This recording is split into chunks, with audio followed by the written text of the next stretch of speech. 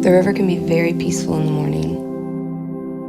Sometimes I take a second to just look around at the sunrise and the trees and the water, and I take a moment when all is quiet to just let it soak in that God created all of this and He is all around me when I'm on the water. Our team is very special. I went on visits all over the country, and I chose University of Louisville for its team aspect. We support each other and we lift each other up, and we want each other to succeed. Our motto is one team, one goal, because we are one team, and without the entire team, we will not be able to reach our goal as a team. My name is Sophie St. Martin. I am from Cincinnati, Ohio, and I rowed for the University of Louisville.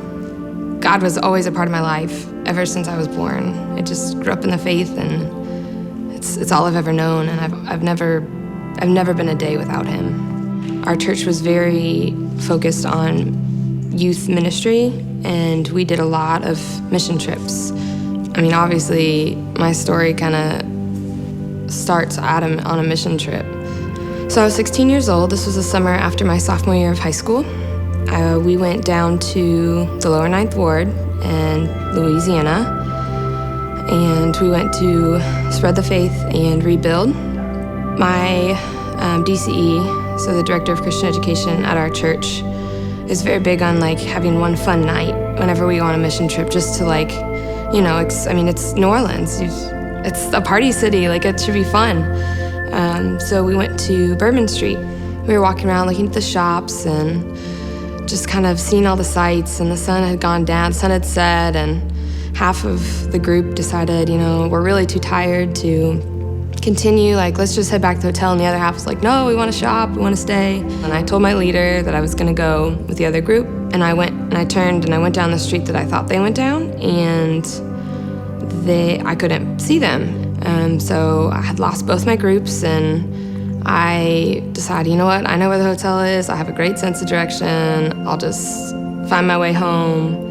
But it was dark and everything had kind of looked different, and the French Quarter is not someplace that a young 16-year-old girl wants to get lost in. With FCA, a lot of times you get some athletes that have been raised in a Christian home. From a very young age, they were brought up in the things of Christ. But like a lot of us, there becomes a crossroad in a person's life where it becomes a defining moment, a aha moment, where a person has to really understand what this Christian walk is all about, that it has to become the very fabric of who they are. But I did get lost, and after about 5 minutes of just kind of roaming and trying to find my way out back to a busier street, I just kind of felt like I was being followed, and I turned around and I saw a guy, and every instinct in my body remembered everything that my parents had taught me. I froze, and I was frozen. I just got scared, and he grabbed me and pulled me down into an alley, and it was very hard. He raped me, and he broke my ribs and fractured my skull, and he cut me with a knife. He left me there to die.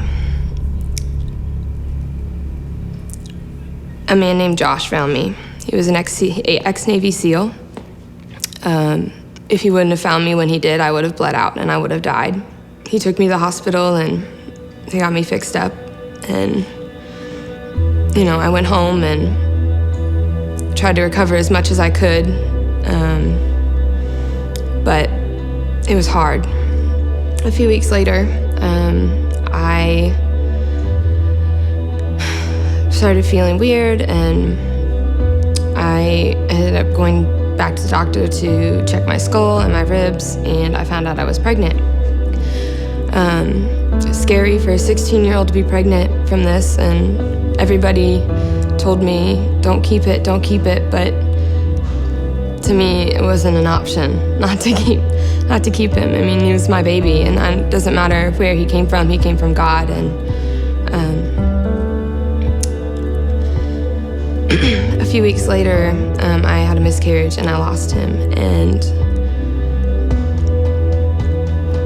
I've never felt such anguish, and I've never been so hurt and lost and confused, and just, I didn't understand. Like when the rape, I understood because, the devil was working in that man, and he couldn't have known Jesus, and he couldn't have had the right thing going in his life. But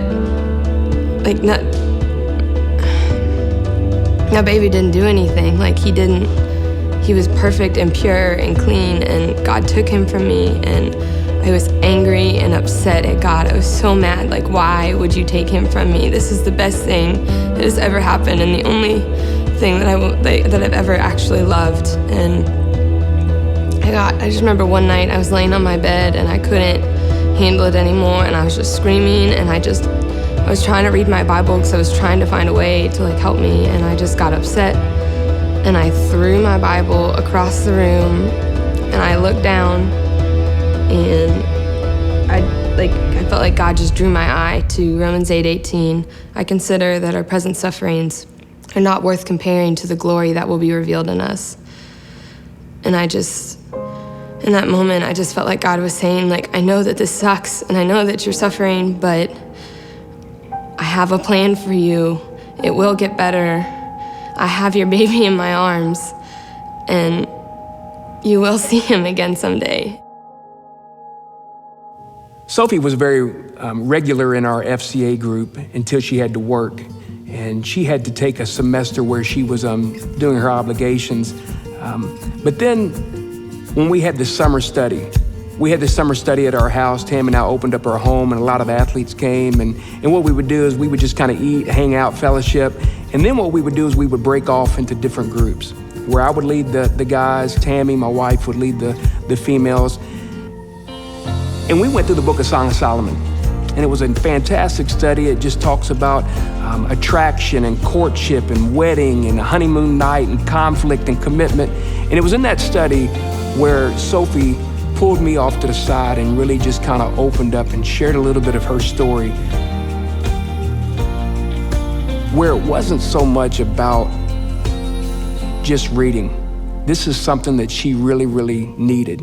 And she said that it was a story that seemed great and seemed incredible, but she felt like it couldn't be her story. That allow God to write your love story. He has something perfect for you if you will just lay everything to the side, trust him, and to be willing to let him write your story.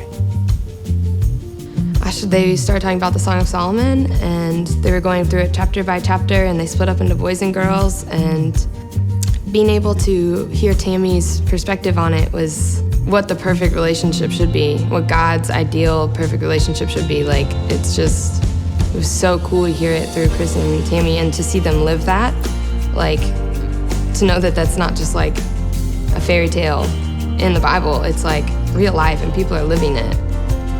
I never really felt like I could tell anybody what happened to me. Having that safe place was really the first step in opening up and being able to say Chris leading people and saying you can lean on other people, and other people have gone through this. It was a big help in helping me open up. I'm so thankful that FCA brought that out in me, and they allowed me to grow in a way that I couldn't have on my own.